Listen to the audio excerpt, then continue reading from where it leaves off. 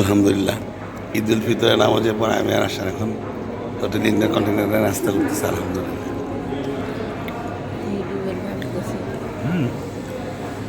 না খুবই সুন্দর হোটেল, ডিফারেন্ট টাইপের ঈদ। মানে this is the first time যে ঈদের পরে বাসায় না এসে আমরা ঈদ আসছি। বাইতুল মোকাররমে নামাজ পড়লাম, যদি আমাদের নামাজ মিস হয়ে গেছিলো, কিন্তু আল্লাহ যা করে ভালো করে।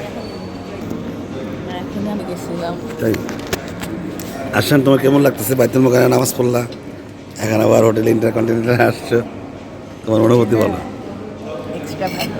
হ্যাঁ, অনেক ভালো লাগতেছে না? সব নেগেটিভিটির থেকে এখন ওটি আল্লাহ চাইলে অনেক নেগেটিভ জিনিসও পজিটিভ করে দিতে পারে, বুঝছো? That is the reality.